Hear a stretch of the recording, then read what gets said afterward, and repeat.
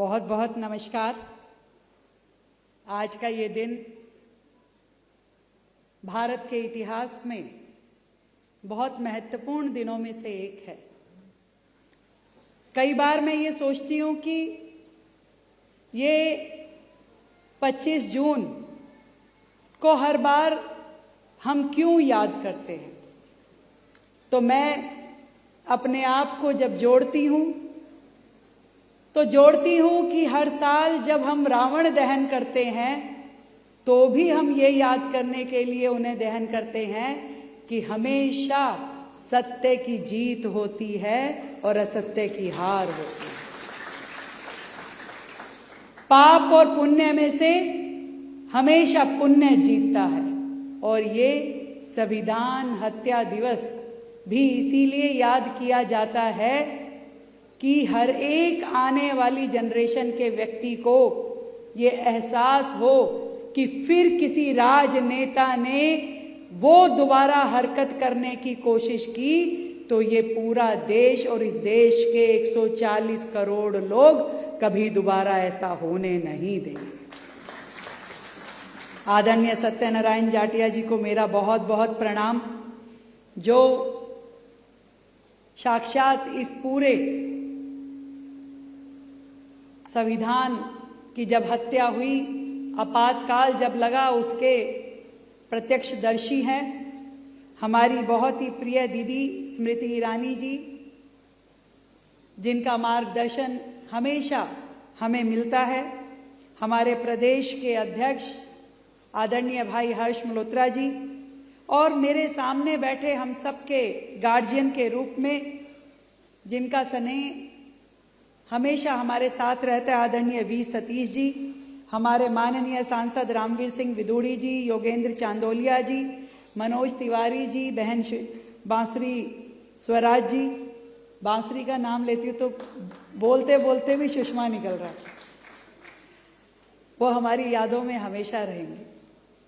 आदरणीय श्याम जाजू जी, आदरणीय आदेश गुप्ता जी, भाई अभय वर्मा जी, मेरे सभी सम्मानित आपातकाल के ऐसे सेनानी जिन्हें लोकतंत्र के सेनानी के रूप में हम जानते हैं, आप सबको मेरा बहुत बहुत प्रणाम। कितनी हास्यास्पद बात है कि आज जो लोग अपने जेब में संविधान की किताब लेके घूमते हैं, लोकतंत्र की दुहाई देते हैं कि लोकतंत्र की हत्या हो रही है, लोकतंत्र की हत्या हो रही है, किसी जनसभा में जाएंगे, किसी टीवी चैनल पे बैठेंगे तो किताब को निकाल करके ये संविधान, इसका पालन नहीं हो रहा, ऐसे वाक्य कहने वाले लोग ये सोचते हैं कि संविधान उनकी जेब में है। संविधान उनकी जेब में नहीं है, लोकतंत्र उनका दास नहीं है। ये बात भारत के एक एक उस लोकतंत्र सेनानी ने उन्हें कही जब वो जेल में था। किसी का साहस हारा नहीं। जयप्रकाश नारायण जी, उनकी देह को तो जंजीरों में जकड़ा गया, परंतु उनके साहस को जंजीरों में जकड़ा नहीं जा सका। ये प्रमाण हमने देखा। अटल बिहारी वाजपेयी जी, जो स्वयं जेल में बंद रहे, तब भी उनकी लेखनी काम करती रही और वो लेखनी मनोबल बन करके लाखों लोकतंत्र सेनानियों की आवाज बन करके छाई रही।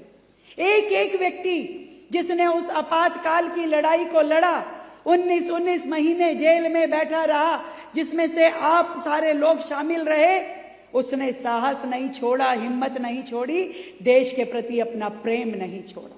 लगातार संघर्ष किया, वर्षों तक अपने परिवार से दूर रहे, प्रताड़नाएं सही, मानसिक रूप से प्रताड़ित रहे वो लोग, परंतु देश के प्रति जो जाटिया जी ने कहा, मैं भी कहना चाहती हूं कि भरा नहीं जो भावों से, बहती जिसमें रसधार नहीं, हृदय नहीं वो पत्थर है जिसमें स्वदेश का प्यार नहीं।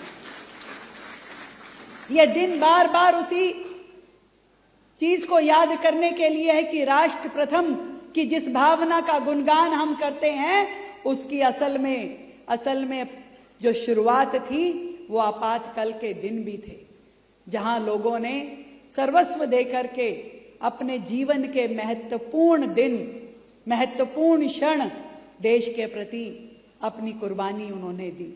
आज उनको हम बारंबार याद करते हैं और कहना चाहते हैं कि आज देश का वो सच्चा सपूत जो देश के प्रधानमंत्री के रूप में आज यहाँ सत्ता सरकार संभाले हैं, वो हर पल इस बात को याद रखते हैं कि देश के लिए जो आपने कुर्बानी दी, आज किसी भी तरीके से फिर से कोई ऐसी परिस्थिति उत्पन्न ना हो, देश में लोकतंत्र का सम्मान हो, मीडिया को स्वतंत्रता हो और हर एक नागरिक को अधिकार मिले। इस बात को लगातार रोजाना, हर दिन, हर क्षण, हर समय हमारे देश के प्रधानमंत्री स्वयं भी दोहराते हैं और हम सबको भी अपनी इसकी पालना करने के लिए आग्रह करते हैं। वो दिन हम कभी भूल नहीं सकते जब माननीय प्रधानमंत्री जी ने लोकसभा में अपना दायित्व ग्रहण करने के लिए पहला कदम रखा तो उन्होंने अपना शीश नवा करके उस लोकसभा के अंदर पदार्पण किया। वो भाव होता है देश के प्रति, लोकतंत्र के प्रति। देश में ऐसे नेता चाहिए जो लोकतंत्र के सम्मान के लिए सदैव अडिग रूप में काम करे। वो नेता नहीं चाहिए जो अपनी कुर्सी बचाने के लिए, अपनी सत्ता बचाने के लिए पूरे देश को ताक पे रख दे। आज का दिन ये दिन है जब हमें ये याद करना होगा। बहुत कम शब्दों में, क्योंकि आज की मुख्य वक्ता के रूप में हमारी दीदी स्मृति ईरानी जी को बोलना है, मैं आप सबको फिर से बहुत बहुत प्रणाम करती हूँ। आपके उस त्याग को, तपस्या को, बलिदान को हम सब भारतीय जीवन भर याद रखेंगे और आपके उस संघर्ष को हम हमेशा याद करते हुए देश हित में काम करें, ऐसा प्रण लेंगे। जय हिंद, जय भारती। जिन्होंने संघर्ष को प्रमाणित किया है, ऐसे आपातकाल के, लोकतंत्र के रक्षक और आपातकाल को चुनौती देने वाले सेनानियों को इस मंच की ओर से, भाजपा की ओर से, देश की युवा पीढ़ी की ओर से आज नतमस्तक होकर प्रणाम करती हूं। इतिहास की एक फितरत है, इतिहास कई बार जुर्रत करता है अपने आप को दोहराने की, और इतिहास ना दोहराया जाए इसलिए आज हमारे प्रदेश अध्यक्ष के सानिध्य में इस कार्यक्रम का विशेष आयोजन किया जा रहा है और विशेष युवा मोर्चा को, युवा पीढ़ी को आमंत्रित किया जा रहा है कि वो उन सेनानियों को प्रत्यक्ष रूप से देखें जो आज मंच पर, मंच के सामने सम्मान तो पा रहे हैं, लेकिन जिन्होंने 21 महीने अपने जीवन के इस संघर्ष में बिता दिए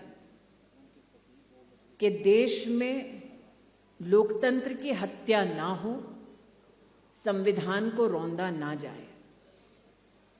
मेरे वक्तव्य से पहले एक वरिष्ठ कार्यकर्ता ने सुझाव दिया कि आपातकाल में क्या हुआ वो जाकर जन जन को घर घर बताना चाहिए, ताकि उन्हें एहसास रहे कि जो लोग आज विपक्ष में बैठे हैं उनके हाथ में जगह अगर थोड़ी सी भी सत्ता आती है तो वो संविधान का, लोकतंत्र का, नागरिक का क्या हश्र करते हैं। इस बात के लिए जनता को हमें सचेत करना होगा। आज अपने वक्तव्य में हर्ष जी ने उल्लेखित किया कि यह कार्यक्रम विशेष रूप से नवयुवकों को, युवतियों को सचेत करने का कार्यक्रम है, उनके संदर्भ में सचेत करने का कार्यक्रम है, जो हां संविधान की दुहाई देते हैं, संविधान के रक्षक होने का नाटक करते हैं, लेकिन जिन्होंने पीढ़ी दर पीढ़ी संविधान की हर मोड़ पर हत्या की है, ऐसे लोग देश में भ्रम ना फैला सके, इसलिए आज इस कार्यक्रम का आयोजन किया गया है। हर्ष जी की ये चुनौती कि नौजवान पीढ़ी भूले नहीं, क्योंकि नौजवान को कांग्रेस विशेष अपना जो स्वरूप दिखाती है, वो एक ऐसा स्वरूप दिखाती है जिसमें हाथ में उनके संविधान है। वो एक ऐसा स्वरूप दिखाती है जिसमें वो एक सचेत मुद्रा में संसद में, सड़क पर सरकार के विरुद्ध में भ्रांतियां फैलाते हैं और नौजवानों को, देश की जनता को इस भ्रम की स्थिति में रखना चाहते हैं कि अगर संविधान के कोई सच्चे संरक्षक हैं तो वो है।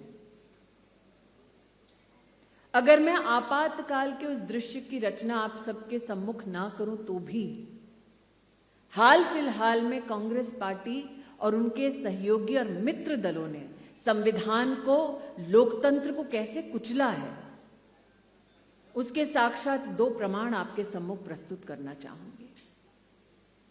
शायद ही हमारी देश की संसद में कभी भी ऐसी घटना हुई हो कि एक सांसद अपने प्रोस्थेटिक पैर राज्यसभा में टेबल पर रखकर देश का ध्यान आकृष्ट करने की कोशिश करता हो।